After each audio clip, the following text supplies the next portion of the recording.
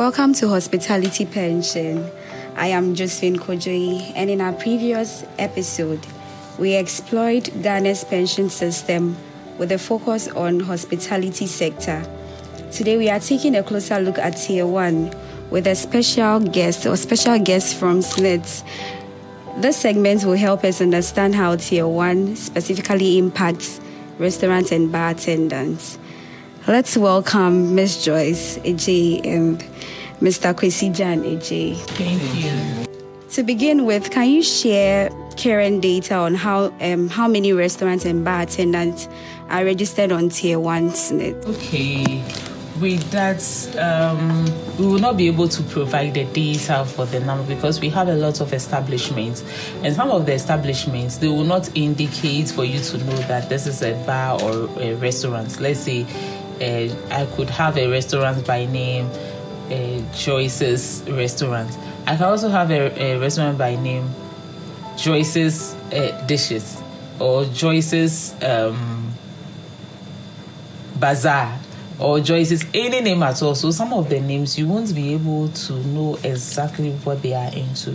You get it? So are there some common challenges or barriers that restaurant and bar attendants faces when trying to enroll on the Tier 1 scheme? Okay. With the challenges, we would say most of them do not have a fair idea about what SSNIT is. And some of them too, since the employer knows that he or she is supposed to pay that 13% from his own coffers for them, most of them refuse to make the contribution. And they go by deceiving them that when you put your money in SSNIT, you won't get anything beneficial. You get it? But we also have 5 benefits that each member starts to gain. We have the old age pension. That is what everybody knows, that when you retire, SSNIT will take care of you. We also have the invalidity pension. This is when you are invalid, you are permanently disabled, and you cannot go to work. You cannot do anything for yourself. You get it? You cannot do anything at all for yourself. So far as you have 12 months contribution, the last 36 months, that's in the last 3 years, if you've been able to make this 12 months contribution, you stand to enjoy pension.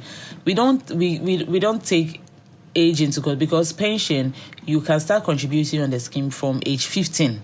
Currently, our youngest invalid pensioner is 31 years and has been on a payroll for 5 months.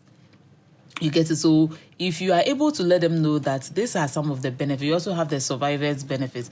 In case you are no more, usually when you are registering, we have a place that we ask you to input your beneficiaries, the list of people, in case you should be called into eternity and you are no longer there, they will benefit. They will take charge of your benefits.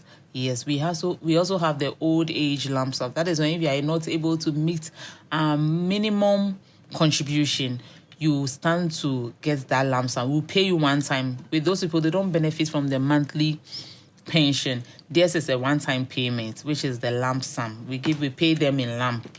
You get it? And then we also have the immigration lump sum. Those who are non-Ghanaians and then they are traveling outside the country and they have no intention of coming back. You get it? Yes. So usually we advise that the employer should educate them. But as you individual or a member, since you are just to pay 5.5% of your basic salary and the employer is supposed to pay 13%, like I mentioned earlier, usually they discourage them from contributing onto the scheme. And that is one of our challenges that we face with those people. I don't know if my colleague can also contribute to what I've said so far. Okay, so with that, I would say that one of the challenges is that, like she said, they do not understand what the benefits that come with being on the scheme, so they tend to treat it like vaguely.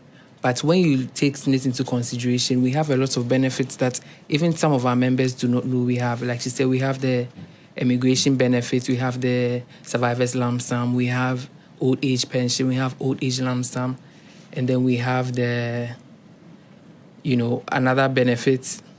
So it becomes difficult for our members to get on to understand, the benefits they stand to gain. That is why we at the Public Education Unit take it upon ourselves to educate the public so that they get to know the details or the benefits that come with being members of the scheme.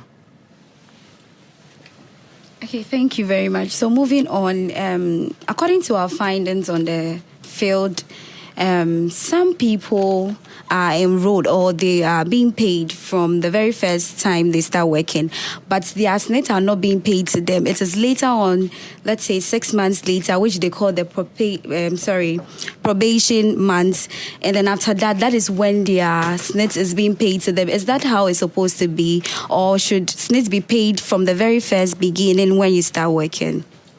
Okay, SSNIT is supposed to be paid to them the very first time you started working. SSNIT is paid on income. So far as they are receiving an income, it should start with the immediate effect. The very first time they are, whether you're a contract staff, whether contract staff or casual staff, you are receiving an income, or permanent staff, you are receiving an income. So far as in the course of the probation, they are receiving an income, they are supposed to pay their contributions for them.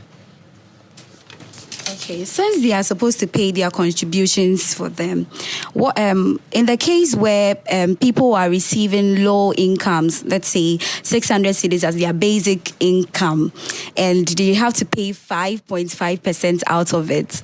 I mean, some people feel somehow because how much am I even earning, and then it has to take me through the months and I'm paying 5.5% out of it. How should they go about this? Okay, SSNIT actually, it's the minimum contribution you can make is that is, we use like I mentioned earlier, we use the minimum wage that is being declared by government, by government. So we use the minimum. So if the minimum wage, I think after calculating it, you are around 80 something, almost getting to 100 cedis. If these people are paying their contribution, they are paying 5.5 on it, why can't someone who is earning 600 Ghana cedis pay 5.5 on his or her income? I mean, it's for your own benefits. Now, we have our data for those who are earning. They have told SSNIT, this is how much I earned, 500 Ghana cedis or less.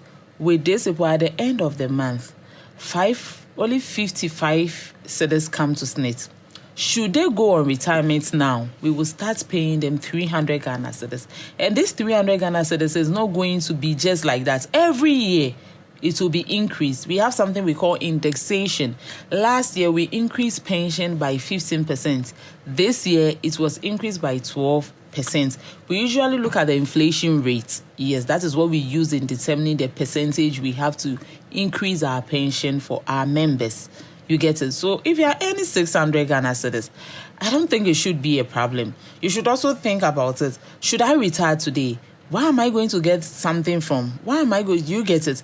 So SSNIT is being paid to replace parts of your lost income. Because when you go on retirement, you are no longer going to earn any income. Is that not it? So we are there to replace that income that even though you've gone home, every month you should be able to get something small to, live on. You get it? So that is our main core mandate, is to replace part of your lost income. So if you are receiving 600 cedis, I think it's even okay. Those receiving 100 cedis and 200 cedis, they are even paying contributions. That was an eye-opening conversation with Miss Joyce and Mr. Ajay. Its role and the challenges it faces. Understanding this reality helps us advocate for better pension policies.